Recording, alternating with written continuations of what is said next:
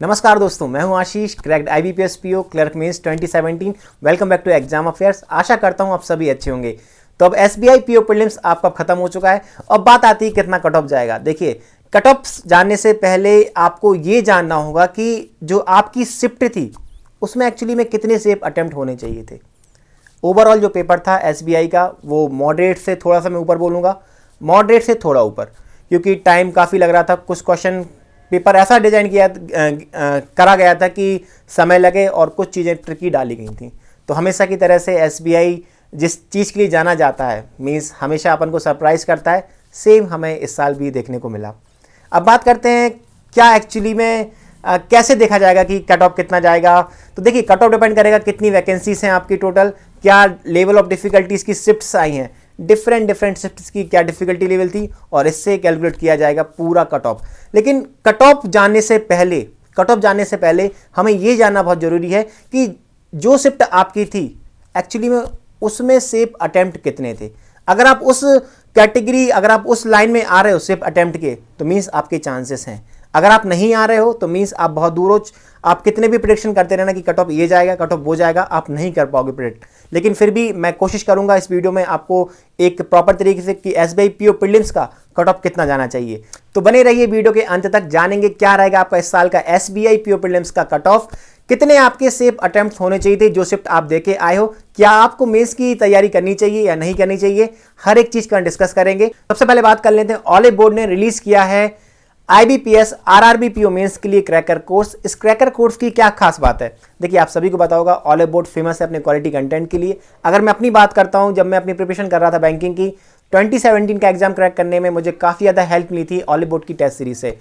खास बात क्या है कि आपको पता है कि बैंकिंग में जो न्यू पैटर्न बेस्ड क्वेश्चन पूछे जाते हैं, डिफरेंट लेवल के क्वेश्चन, आपको नए तरह के क्वेश्चन मिलते हैं।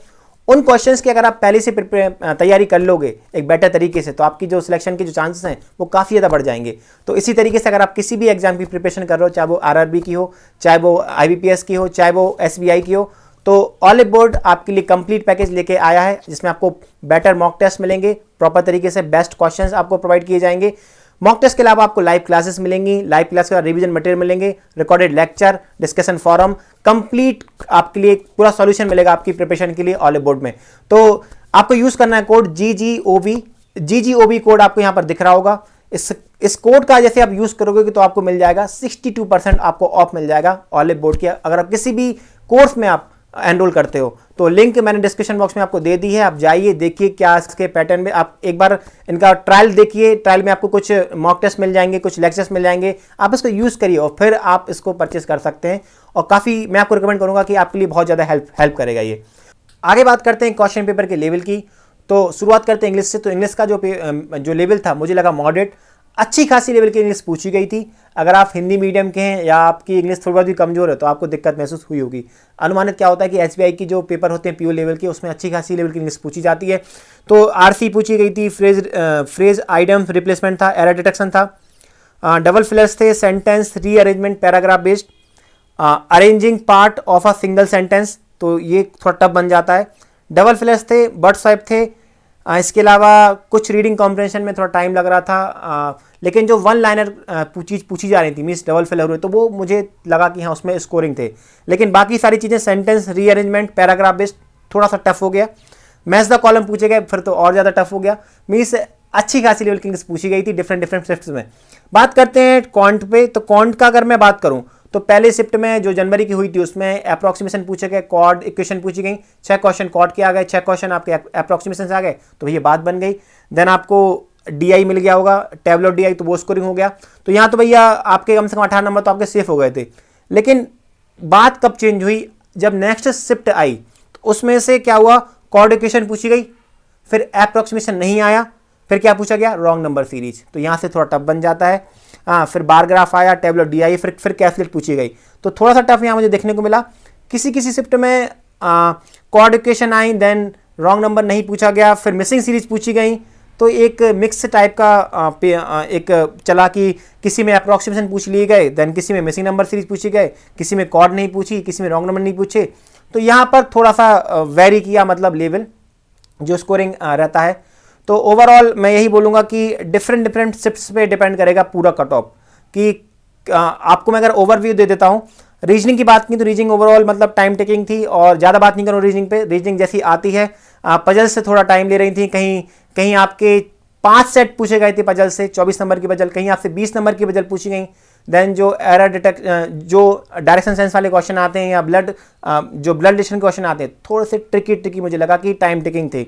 तो यहाँ पर अगर मैं ओवरऑल बात करूँ 4 जनवरी की, 5 जनवरी की फर्स्ट शिफ्ट तक, तो यहाँ तक सब कुछ ठीक था। मीन्स अगर मैं गुड अटेम्प्ट्स की बात करूँ तो यहाँ पर किसी ने अगर 52 से 63 या 64 तक अटेम्प्ट किए हैं, मैं बात कर रहा हूँ 4 जनवरी की। 4 जनवरी की पहली शिफ्ट बोलूँगा कि 52 किसी के अटेम्प्ट हुए हैं, 52 से 62 तक अटेम्प्ट हुए हैं बीच में, तो आप सेफ जोन में। 52 से 62 के बीच में अगर आप शिफ्ट 1 की बात कर रहा हूँ 4 जनवरी, तो आप सेफ जोन में। इसके बाद बात करता हूँ सेकंड शिफ्ट में, अगर आप हो तो सेकंड शिफ्ट में 54 से 65 के बीच में अगर आपके अटेम्प्ट हैं 54 से 65, तो आप सेफ जोन में। ऐसे ही आपका पैटर्न चल रहा था। मीन्स जैसे ही 5 जनवरी आई तो 5 जनवरी में थोड़ा सा इंक्रीज हुआ। मीन्स पहली शिफ्ट में देखने को मिला कि जो एक एवरेज, जो अगर मैं अटेम्प्ट्स बोलूँ, अगर आपके अटेम्प्ट्स 57 से 66 के बीच में है तो आप सेफ जोन में। लेकिन थोड़ा सा बदलाव आया कहाँ पर, शिफ्ट 2 में। 5 जनवरी की शिफ्ट 2 से थोड़ा सा पैटर्न मुझे लगा कि बच्चे उसके लिए तैयार थे। जो पैटर्न पूछा जा रहा था उसकी अच्छे से प्रैक्टिस कर ली होगी। उस उन क्वेश्चंस की, उन पैटर्न को देखते हुए बच्चे तैयार थे। और इस तैयारी के साथ साथ कुछ चीज़ें मुझे लगा कि हाँ की थोड़ी सी ईजी रख दी गई हैं एज़ कम्पेयर टू जो 4 जनवरी को पेपर जो चारों शिफ्ट हुई हैं, इसके अलावा जो 5 जनवरी की पहली शिफ्ट हुई है, इसके कंपेयर में थोड़ा सा पेपर का लेवल थोड़ा गिरा दिया गया।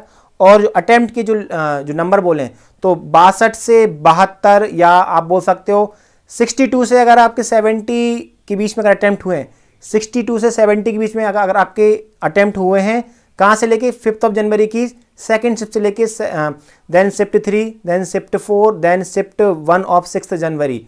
तो यहाँ तक मैंने अब तक पूरा एनालिसिस किया है, और इसी एनालिसिस के बेस में बोलूँगा कि 4 जनवरी से लेके 5 जनवरी की पहली शिफ्ट तक अगर आपके 53 से या 52 से अगर आपके 62 के बीच में अटेम्प्ट हुए हैं, 52 से 62 के बीच में अटेम्प्ट हुए, तो आप सेफ जोन में।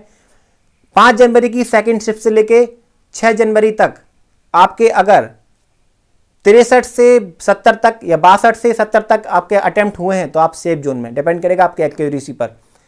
अब कट ऑफ क्या होना चाहिए? देखिए, कट ऑफ को मैं 2 तरीके से यहाँ पर देख रहा हूँ कि अगर कट ऑफ का जो आधार है, मीन्स देखो क्या होगा कि कुछ शिफ्ट थोड़ी इजी हो गई थी, देन नॉर्मलाइजेशन यहाँ पर आएगा, ठीक है। तो अगर मैं बेस मानता हूँ शिफ्ट 1 को, मीन्स 4 जनवरी की शिफ्ट को बेस मानूँ, अगर मैं उसको बेस मान लेता हूँ, उसके हिसाब से कट ऑफ बनाऊँ, तो कट ऑफ में मुझे लगेगा कि जो जनरल कैटेगरी है उसका कट ऑफ जाएगा 51 से 55 के बीच में। 51 से 55 के बीच में अगर मैं बेस मान रहा हूँ किसके लिए, पहली शिफ्ट के लिए, जो कि 4 जनवरी को हुई थी। ईडब्ल्यूएस का कट ऑफ जाएगा, ईडब्ल्यूएस और ओबीएस का 49 से 51।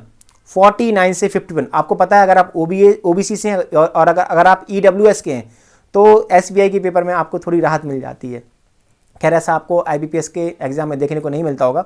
तो यहाँ पर बोल रहा हूँ कि ईडब्ल्यूएस और ओबीसी के लिए 49 से 51 कट ऑफ जाएगा।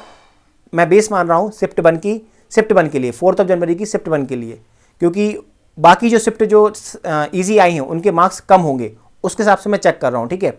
एससी की बात करें तो 41 से 45 जिनके नंबर होंगे, इतना कट ऑफ जाएगा एससी का 41 से 45। एसटी की बात करें 38 से 42, ये कट ऑफ मैंने बता दिया। इसको मैंने बेस माना है शिफ्ट 1 को। अगर मैं बेस मानता हूँ 5 जनवरी की सेकंड शिफ्ट को, अगर मैं उसको बेस मान के चलूँ, या उसको किसी 5 जनवरी की थर्ड शिफ्ट को अगर मैं बेस मान के चलूँ, तो उसका मुझे थोड़ा सा डिफरेंट मुझे ये लगेगा कि आपके नंबर यहाँ बढ़ जाएंगे। मीन्स अगर मैंने आपको बेस यहाँ माना, तो जो आपका पहले पेपर हुए हैं 5 शिफ्ट 2 से जो पहले पेपर हुए हैं 5 जनवरी के, तो उसमें आपके नंबर बढ़ेंगे, इसमें आपके नंबर, हाँ उसमें आपके क्या होंगे, नंबर बढ़ेंगे। और अगर मैं बेस इसको मानूँ, तो बेस अगर मैं इसको मानूँ तो कट ऑफ जाएगा कम से कम, आप 8 नंबर और ऐड कर लीजिए, मतलब 61 से 65 कट ऑफ हो जाएगा फिर आपका यूआर का। देन ईडब्ल्यूएस और ओबीसी कट ऑफ जाएगा 49 से 51। देन 41 से ईडब्ल्यूएस का 59 से फिर हो जाएगा आपका 61। देन एससी का जाएगा 51 से 51 से 55, ST का जाएगा 48 से 52। लेकिन आपको मानना है, देखिए मैंने आपको यहाँ पर दो चीज़ बताई हैं। मैंने यहाँ पर बेस माना था, तो अनुमानित क्या होता है कि बेस आपको पहली चीज़ को माना है जो मैंने आपको पहला कट ऑफ बताया है, UR का 51 से 55, OBC और EWS का 49 से 51, देन SC का 41 से 45, ST का 38 से 42। तो ये आपका कट ऑफ होना चाहिए इस साल का, मेरे ख्याल से ये एक्सपेक्टेड है। आपकी राय अलग हो सकती है SBI PO प्रीलिम्स के कट ऑफ के बारे में। मैंने बेस माना है इसके लिए। नंबर मतलब जो बाद में शिफ्ट हुई उनके नंबर घटेंगे, बढ़ेंगे नहीं, घटेंगे उसके हिसाब से, क्योंकि यहाँ पर प्ले करेगा नॉर्मलाइजेशन। शिफ्ट अलग अलग थी, डिफरेंट लेवल के पैटर्न क्वेश्चन थे, तो उसके हिसाब से ये मैंने आपको बताया। अगर बात करता हूँ, अगर मैं मानता हूँ बेस मानता हूँ बाद की शिफ्ट का, तो फिर जो आपके जो नंबर होंगे जिनके पहले पेपर हुए 4 जनवरी और 5 जनवरी की पहली शिफ्ट तक, उनके नंबर फिर बढ़ेंगे। ठीक है, उस हाल में फिर मैंने आपको बता दिया कि आपको कम से कम 8-8 नंबर बढ़ जाएंगे, इसमें 8 से 10 नंबर आपके बढ़ जाएंगे इस जो आपको कट ऑफ मैंने आपको बताया। तो अगर आपको इस लाइन में है और अगर आप मेंस की प्रिपरेशन करना चाहते हैं, तो मैंने आपको एक वीडियो बनाई है, how I cracked IBPS clerk mains with score card analysis. पूरी कंप्लीट आपको मिल जाएगा पूरा एनालिसिस, किस तरीके से मैंने GA में 38 मार्क स्कोर किए थे out of 40 in clerk mains 2017। पूरी स्ट्रेटजी मैंने बताई है, आपको डिस्क्रिप्शन बॉक्स में आपको लिंक मिल जाएगी, जाइए देखिए। अगर आपको वीडियो अच्छी लगी हो तो चैनल को सब्सक्राइब कर लेना और वीडियो को लाइक कर देना। मिलते हैं अगली वीडियो में। Thank you, have a nice day.